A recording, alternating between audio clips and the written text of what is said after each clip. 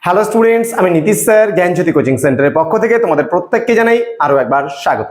তো স্টুডেন্টস, আজকে আমি তোমাদের পড়াবো বুদ্ধিস্ট ফিলসফি বা বৌদ্ধ দর্শন। ঠিক আছে, এই বৌদ্ধ দর্শনের মধ্যে অতি গুরুত্বপূর্ণ আজকে একটা টপিক তোমাদের পড়াবো, সেটা হচ্ছে অষ্টাঙ্গিক মার্গ। তোমরা দেখতে পাচ্ছ এখানে যে মেজর অথবা মাইনর ফিলসফিতে যাদের রয়েছে বৌদ্ধ দর্শন, সেই বৌদ্ধ দর্শন পার্টটা থেকে কিন্তু আমি আজকে অষ্টাঙ্গিক মার্গ তোমাদের পড়াবো এবং ডিটেলসে বুঝাবো কি এই অষ্টাঙ্গিক মার্গ বৌদ্ধ দর্শনে। ক্লিয়ার? তাহলে কি এই বৌদ্ধ দর্শনে অষ্টাঙ্গিক মার্গ, এই নিয়ে বিস্তারিত আলোচনা হবে। ক্লাসটি শুরু করার পূর্বে তোমাদেরকে বলবো, যারা এখনো চ্যানেলটিকে সাবস্ক্রাইব করনি তারা অবশ্যই চ্যানেলটিকে সাবস্ক্রাইব করে পাশে থাকা বেল আইকন অল প্রেস করে দাও, যাতে নেক্সট টাইম থেকে কোনো ভিডিও আপলোড করলে তার নোটিফিকেশন সবার আগে তোমার কাছে পৌঁছে যেতে পারে। এছাড়া তোমরা যারা ভাবছো যে অনলাইনে আমাদের সঙ্গে যুক্ত হবে, তারা অবশ্যই যোগাযোগ করতে পারো আমাদের অফিসিয়াল নাম্বার 6295916282 এবং 7076398606 নম্বরে। তোমাদের টোটাল কোর্স ফি রয়েছে, শুধুমাত্র যাদের মেজর রয়েছে, মেজর সহ পুরো প্যাকেজটা যারা পড়তে যাচ্ছ 1199 টাকার বিনিময়ে পাচ্ছ পড়তে। এবং যারা আদার্স ইউনিভার্সিটি রয়েছে এনবিইউ বাদে আদার্স ইউনিভার্সিটির জন্য রয়েছে আমাদের কোর্স ফি 499 রুপিস। ওকে, আদার্স। তো স্টুডেন্ট, সময় নষ্ট না করে আজই যোগাযোগ করো আমাদের জ্ঞানজ্যোতি কোচিং সেন্টারে এবং তোমরাও যুক্ত হয়ে যেতে পারো আমাদের সেন্টারে। চলো শুরু করছি আজকের ক্লাসটা। প্রথমত, আমাদের অষ্টাঙ্গিকা মার্গ জানতে গেলে বা অষ্টাঙ্গিক মার্গ জানতে গেলে সবার প্রথমে আমাদের আর্য সত্যের কথা জানতে হবে। দেখো গৌতম বুদ্ধ কি বলেছেন।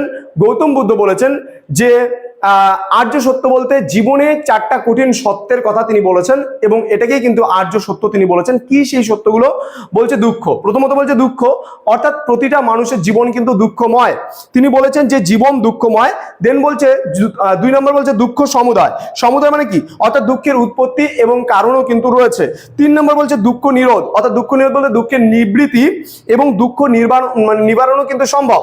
এবং 4 নম্বর তিনি বলেছেন দুঃখ নিবারণের জন্য একটা মার্গ রয়েছে বা একটা পথ বা রাস্তা রয়েছে, সেটাকে বলা হচ্ছে অষ্টাঙ্গিক মার্গ বা এটাকে বলা হয় অষ্টাঙ্গিকা মার্গ। তো আশা করি বুঝতে পেরেছো। তাহলে প্রতিটা মানুষের জীবন কিন্তু দুঃখময়, দুঃখ ছাড়া কোনো মানুষের জীবন নেই। তাহলে মানুষের জীবন দুঃখময়, দুঃখের কারণ আছে, দুঃখ নিবারণ সম্ভব এবং দুঃখ নিবারণের জন্য যে পথ আমরা অবলম্বন করব সেটাকে বলা হয় অষ্টাঙ্গিক মার্গ। তো এই হচ্ছে টোটাল 4টাকে আমরা একসাথে বলি আর্য সত্য। অর্থাৎ দেখো, এবার এই যে আর্য সত্য আছে, এবার এই আর্য সত্য থেকে আমরা কি উপলব্ধি করতে পারি? যে প্রতিটা মানুষের জীবনে কিন্তু দুঃখটা রয়েছে। কোনো মানুষ বলতে পারবে না যে আমার জীবন দুঃখ নেই, কিন্তু কি করে এই দুঃখ নিবারণ সম্ভব? দুঃখের কারণ আছে, সমস্ত কিছু আমরা জানি, কিন্তু দুঃখের নিবারণের জন্য কিন্তু রাস্তাও আছে, পথও আছে। এই পথগুলো আমরা জানবো বুদ্ধিস্ট দর্শন মতে বা বৌদ্ধ দর্শন মতে। সবার প্রথমে আমরা একটু জেনে নেবো যে কি কি এই অষ্টাঙ্গিক মার্গের মধ্যে রয়েছে। দেখো, সবার প্রথমে রয়েছে সম্যক দৃষ্টি, দেন রয়েছে সম্যক সংকল্প, দেন রয়েছে সম্যক বাক, নেক্সট রয়েছে সম্যক কর্মান্ত, নেক্সট সম্যক আজীব, নেক্সট সম্যক ব্যায়াম, দেন বলছে সম্যক স্মৃতি, দেন সম্যক সমাধি। এই 8টা মার্গের কথা কিন্তু বলেছেন। এবার আমি একে একে তোমাদের এই 8টা মার্গ ডিটেলসে বোঝাবো। প্রথমত সম্যক দৃষ্টি কি বলেছেন? যে 4টি আর্য সত্যের যথার্থ জ্ঞানই হলো সম্যক দৃষ্টি। অর্থাৎ তোমাকে জানতে হবে যে দুঃখময় জগৎ। তাহলে জগতে দুঃখ থাকবে, তোমার জীবনে দুঃখ থাকবে, কিন্তু এই দুঃখটাকে পেয়ে বা দুঃখ আসলে ভেঙে পড়লে কিন্তু চলবে না। দুঃখ থেকে নিবারণের পথ বা রাস্তা কিন্তু আমাদের খুঁজে বের করতে হবে। কি বলছে? আমাদের সকল দুঃখের মূলে রয়েছে অবিদ্যা। এবার তুমি যদি ভাবো আমার জীবনে দুঃখ আসবে কেন, তার মানে কি এটা? তার মানে তোমার মধ্যে অশিক্ষা রয়েছে। দুঃখ আসবেই, প্রতিটা মানুষের জীবনে দুঃখ আসতে বাধ্য। কি করে? সাপোজ মনে করো তুমি দেখা গেল বন্ধুর থেকে 2টো নাম্বার কম পেলে, তোমার একটা দুঃখ।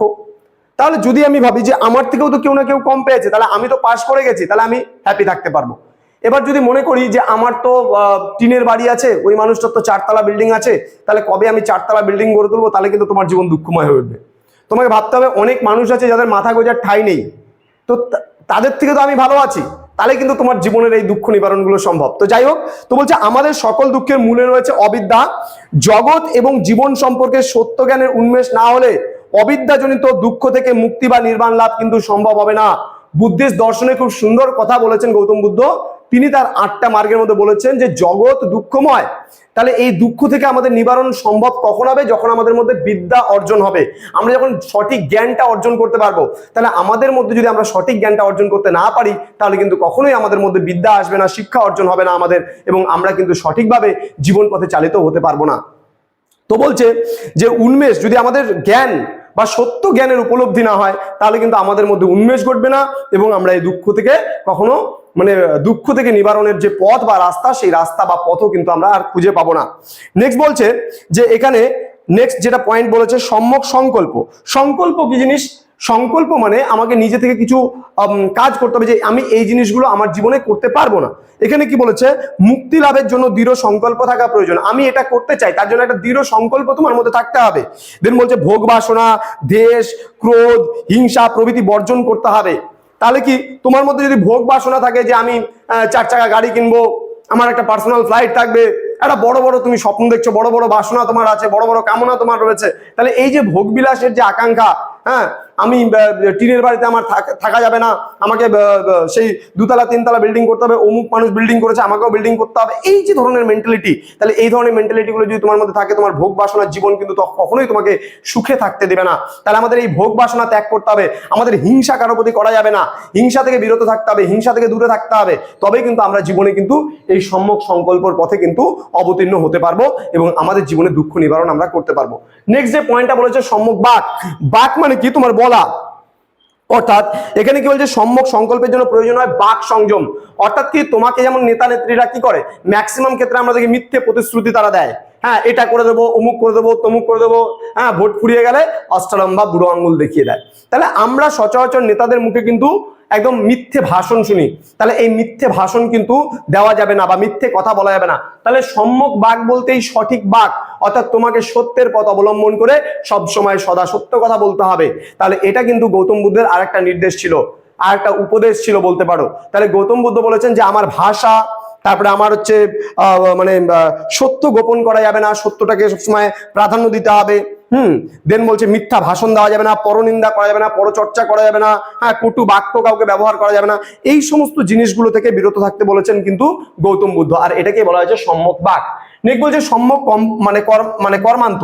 এবার সম্যক কর্মান্ত বলতে সঠিক কর্ম তোমার হতে হবে, অর্থাৎ সৎ পথে তোমাকে থাকতে হবে, সঠিক কর্ম করতে হবে, তোমার পেশাটা হবে সঠিক। তো এখানে বইয়ের ভাষায় যদি বলতে যাই যে সংযতভাবে আচরণ করাকে বলা হয় সম্যক কর্মান্ত, অর্থাৎ কামনা বাসনা লোভ পরিত্যাগ করতে হবে, অহিংসা তোমার হচ্ছে ব্রহ্মচর্য পালন, চুরি করা থেকে বিরত থাকতে হবে, স্বার্থ ত্যাগ করে কর্ম করা হলো সম্যক কর্মান্ত।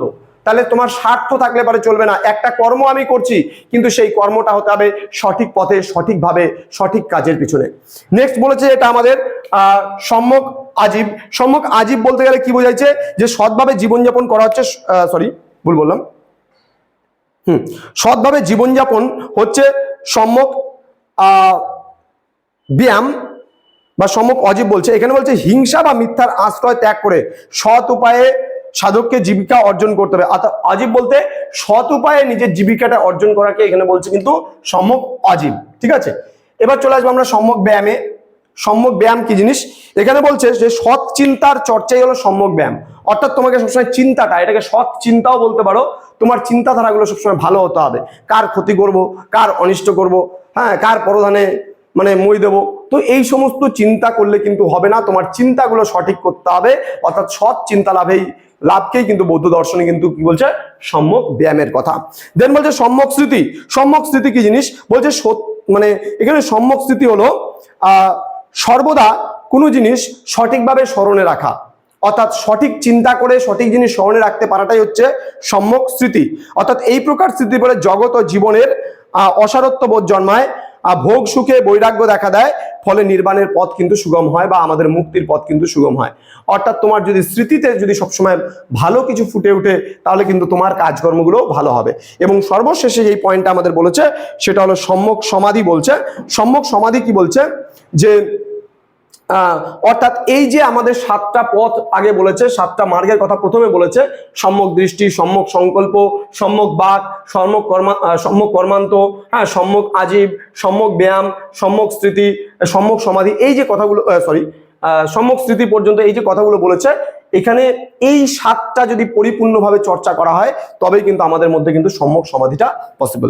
তো আশা করি আজকের ক্লাসটা তোমরা প্রত্যেকে বুঝতে পেরেছো এবং এই জিনিসগুলো পালন করলেই গৌতম বুদ্ধ বলেছেন আমাদের মুক্তি সম্ভব বা নির্বাণ লাভ সম্ভব এবং আমাদের দুঃখ থেকে আমরা বিরত থাকতে পারি। তো দেখা হচ্ছে খুব তাড়াতাড়ি পরবর্তী আরেকটা নতুন ক্লাস নিয়ে। তোমরা যারা অ্যাডমিশন নিতে যাচ্ছ সময় নষ্ট না করে তাড়াতাড়ি এই নাম্বারে ফোন করে অ্যাডমিশনটা নিয়ে নিতে পারো। দেখা হচ্ছে খুব তাড়াতাড়ি পরবর্তী ক্লাস নিয়ে। তোমরা প্রত্যেকে ভালো থেকো, সুস্থ থেকো। Thank you so much, thanks for watching. After all, thank you.